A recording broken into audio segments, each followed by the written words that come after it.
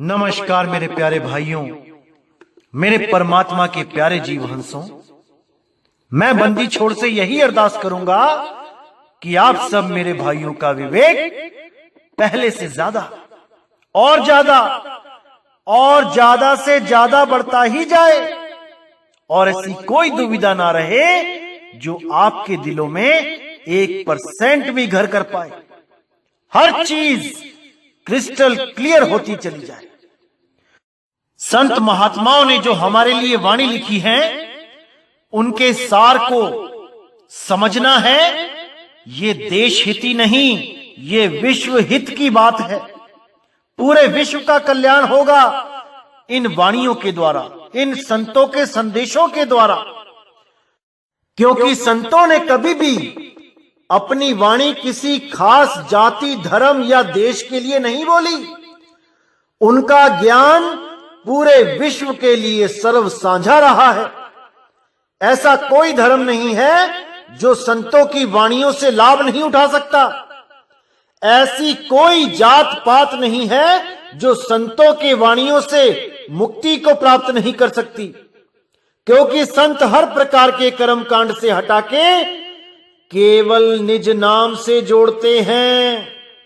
केवल अकह नाम, अडोल नाम, अवोल नाम से जोड़ते हैं।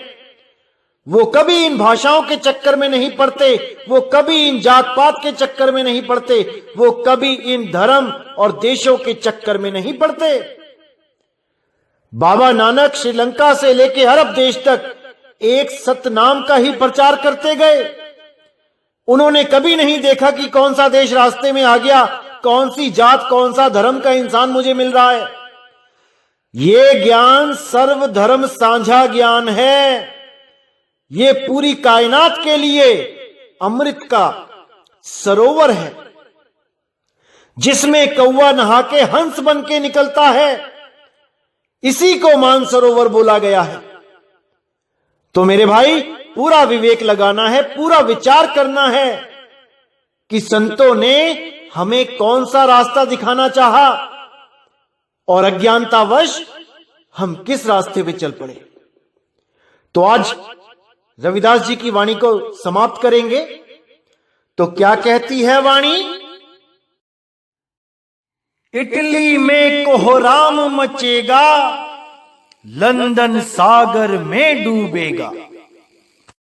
युद्ध तीसरा प्रलयंकारी, जो होगा भारी संहारी। तो मैंने आपको बता दिया था कि इटली में कोहराम क्यों मचेगा।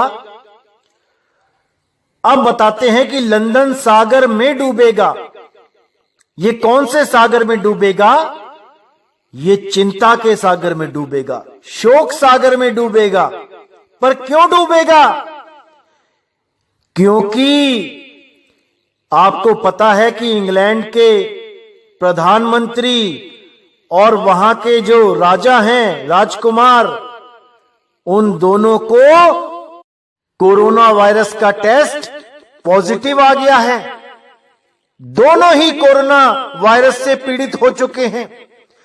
जब वहां के राजा, वहां के प्रधानमंत्री ही इस रोग से ग्रसित हो गए हैं, तो आम जनता कैसे सेफ रहेगी?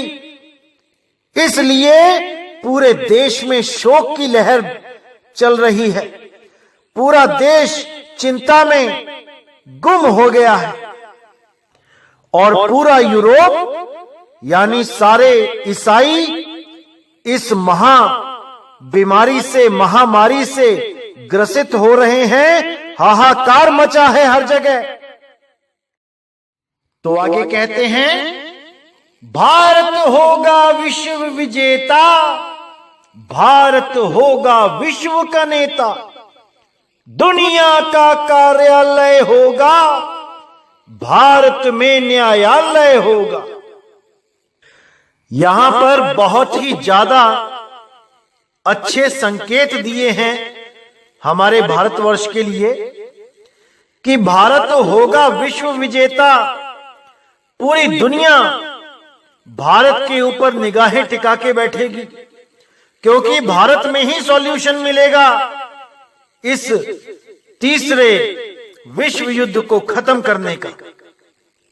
भारत की वजह से ही ये तीसरा विश्व युद्ध टलेगा और किसी देश में इतना सामर्थ्य नहीं जो इस विश्व युद्ध को टाल सके।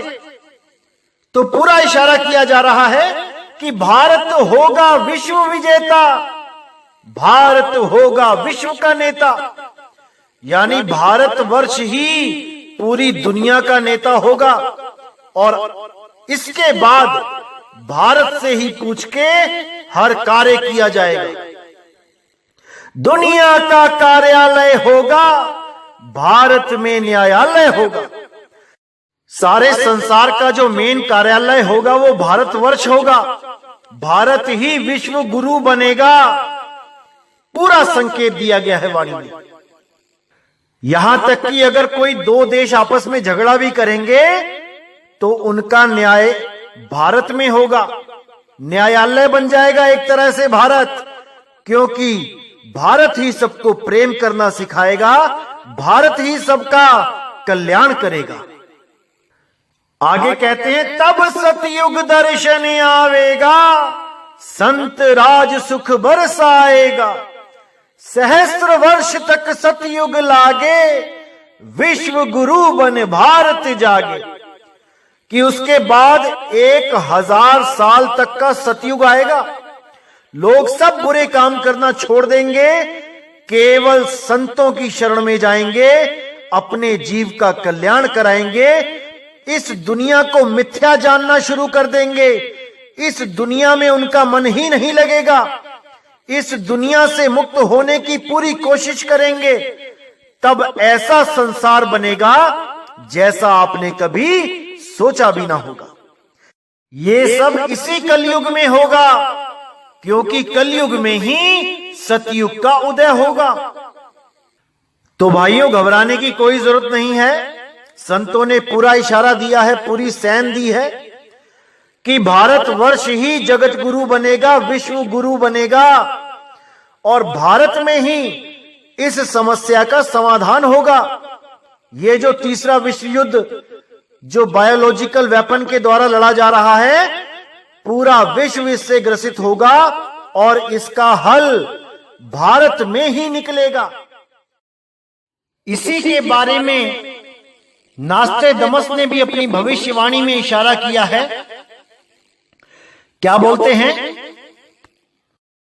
The man with the curly black beard will subdue the cruel and proud nation through skill. The great Sharon will take from afar all those captured by the Turkish banner. इस भविष्यवाणी में बिल्कुल साफ लिखा है कि भारत में ही एक ऐसा इंसान होगा जो कर्ली ब्लैक बियर्ड यानी घुंघराली काली दाढ़ी वाला, will subdue the cruel and proud nation, जो निर्दयी और अभिमानी देश को will subdue यानी वश में करेगा, through skills यानी अपने कौशल के दम पे, ना कि अपनी ताकत के दम पे। और यहां पे जो टर्किश बैनर के बारे में जिक्र किया गया है, ये भी एक सुपर कोड है। नास्टेडमस जी अपनी भविष्यवाणी कोड में लिखते थे, वो सीधे कभी नहीं बोलते थे क्या होने वाला है, वो बात को पहेलियों की तरह सामने रखते थे ताकि इन बातों को वो ही खोल सके जिसके लिए ये बोली जा रही हैं। बाकी सब केवल अक्षर पढ़ सकते हैं, लेकिन उन अक्षरों की गहराई में नहीं जा सकते। इसीलिए हर संत महात्मा ने भविष्यवाणियों को घुमा फिरा के बोला, ना कि सीधे गुप्त राज खोले। आगे एक चित्र का और सहारा दिया जा रहा है, इसमें भी सुपर कोड लगे हैं जो वक्त आने पे खोल दिए जाएंगे, जिसमें से 2-3 कोड मैं आपको बता देता हूं, बाकी जब समय आएगा तब खोला जाएगा। तो यहां पे जो नास्टेडमस जी ने अपने भविष्यवाणियों की पुस्तक में जो चित्र दिया है, उसमें बहुत से कोड लगे हैं, लेकिन जो इंपॉर्टेंट कोड है वो मैं बता देता हूं आपको। सबसे पहले यहां एक फरसा दिखाया जा रहा है, लेकिन वो फरसा इसके हाथ में नहीं है। फरसे से संबोधित किया गया है कि ये वही अद्भुत सेनानी है जिसके बारे में रविदास जी महाराज ने बोला था कि ज्ञानी और विज्ञानी होगा वो अद्भुत सेनानी होगा, यानी वो क्षत्रिय होगा, लेकिन उसके हाथ में फरसा नहीं होगा। यानी कि वो क्षत्रिय होता हुआ भी हथियारों से परहेज करेगा, वो हथियारों को हाथ में नहीं लेगा, जीव हत्या नहीं करेगा। दूसरा कोड यहां पे सूर्य बना हुआ है। सूर्य जो प्रतीक होता है प्रकाश का, यानी सारे जगत में अंधकार को दूर करने वाला एक सूर्य ही होता है। क्योंकि वो ज्ञानी और विज्ञानी दोनों होगा, इसलिए वो ज्ञान के द्वारा सारे संसार में प्रकाश कर देगा, जिसके लिए कबीर साहब ने भी बताया था कि 12वें पंथ प्रकट होए उजियारा, 13वें पंथ मिटे सकल अंधियारा। यानी 12वें पंथ में उजियारा प्रकट होगा। जैसे अंधेरे में कोई मशाल जला लेता है तो उजियारा हो जाता है, लेकिन उतना नहीं हो पाता कि जिससे पूरा संसार लाभ प्राप्त कर सके। लेकिन जब सूर्य चमकता है तो पूरे संसार को वो रोशनी देता है, पूरे संसार का अंधकार दूर कर देता है। इसीलिए इस 13वें पंथ का जो मूल ज्ञान है वो किसी भाषा का गुलाम, किसी जात का गुलाम, किसी धर्म और देश का गुलाम नहीं है। वो सारे संसार का कल्याण करने के लिए सूर्य की तरह उगा है, जो समय आने पर पूरी दुनिया को प्रकाशित करेगा, पूरी दुनिया का, पूरे संसार का अज्ञान खत्म करके भारत को विश्व गुरु बनाएगा। कोड नंबर 3 में जो आपको ये दिखाई दे रहा है, ये असल में भारत के नक्शे की तरफ इशारा किया गया है कि वो उस देश में पैदा होगा जिस देश का नक्शा ऐसे डिजाइन का होगा। चौथे कोड में एक आदमी और एक बच्चा दिखाई दे रहा है, जो लहरों के बीच से उस बच्चे को निकाल के लेके जा रहा है। यानी कि वो शब्द की शक्ति से बहुत से पुत्र बनाएगा और भवसागर की भयंकर लहरों से निकाल के उनको मुक्ति की तरफ लेके जाएगा। अब 5वां कोड और 6ठा कोड बहुत गुप्त है, इसको मैं अभी नहीं खोलूंगा। जो 7वां कोड है, जो आप मुर्गा देख रहे हो, ये मुर्गा कोड है बांगे इलाही का। यानी वो बांगे इलाही जब पूरे विश्व में अपना डंका बजाएगी, पूरे विश्व को जगाएगी, तो सारा विश्व एक झंडे के नीचे, एक भाषा के नीचे, एक पंथ के नीचे खड़ा हो जाएगा और सारी दुनिया में केवल सतनाम का डंका बजेगा, एक परमात्मा के नाम का डंका बजेगा। सब जात पात, भाषाएं, धर्म सब खत्म हो जाएंगे और केवल एक नाम चलेगा और वो नाम होगा सतनाम। उसी सतनाम को अलग अलग भाषाओं में कोई ट्रू नेम कहता है, कोई लोगोस कहता है, कोई टाओ कहता है। अन्य अन्य भाषाओं में इसको अलग अलग तरीके से जाना जाता है, लेकिन ये शक्ति एक ही है जो सारे ब्रह्मांड को चला रही है। तो सारे भेदभाव खत्म करके हर आदमी उस शक्ति से जुड़ने के लिए ललायत हो जाएगा, उस शक्ति से जुड़ने के लिए तन मन धन से लग जाएगा और तब सारे संसार में सतयुग जैसा माहौल हो जाएगा। कोई किसी से झगड़ा नहीं करेगा, कोई किसी से नहीं लड़ेगा, सबके सब अपनी भक्ति करेंगे, अपने परमात्मा को प्राप्त करने की कोशिश करेंगे। अब जो 8वां कोड लगा है, ये बहुत ज्यादा गुप्त कोड है। ये जो डंडा पकड़ रखा है हाथ में, असल में ये डंडा ही तीसरे विश्व युद्ध को खत्म करने के लिए काम में आएगा। इस डंडे के बिना ये तीसरा विश्व युद्ध खत्म नहीं हो पाएगा। यही डंडा सबसे इंपॉर्टेंट है, लेकिन ये डंडा क्या है ये कोई नहीं जानता। ये तब बताया जाएगा जब इस डंडे की जरूरत पड़ेगी। इसी के बारे में एक चित्र और दिखाया उन्होंने, जहां पर एक आदमी उंगली का इशारा करते हुए, यानी एक की तरफ इशारा करते हुए, हाथ में पूरे विश्व का जो ग्लोब होता है उसको पकड़ के वो आगे से आगे बढ़ता हुआ पूरे वर्ल्ड में, पूरी दुनिया में प्रचार कर रहा है। तो ये संकेत होते हैं जो सही समय आने पर खोले जाते हैं। अब सही समय आ गया है मेरे भाइयों, हर चीज खोल दी जाएगी। 2020 में सारे राज खुल जाएंगे। आप धीरे धीरे इन चीजों को समझना शुरू कर दें। तो मेरे भाइयों, बहुत सी ऐसी चीजें हैं जो गुप्त करके रखी गई थी ताकि सही समय आने पर हर चीज को खोल दिया जाए। अब 2020 में ऐसे ऐसे राज खुलेंगे कि आप सोच भी नहीं सकते कि क्या क्या लिख के चले गए हैं हमारे संत हमारे ग्रंथों में। लेकिन भेदी गुरु ना होने के कारण उन वाणियों को कोई खोल नहीं सका। लेकिन अब परमात्मा की ऐसी दया हुई है कि 2020 में हर वाणी खोल दी जाएगी, सारे रास्ते साफ कर दिए जाएंगे, हर चीज समझा दी जाएगी। बस आप पूरे विवेक के साथ ये सत्संग सुनते रहें और अपना और अपने चाहने वालों का कल्याण करते रहें।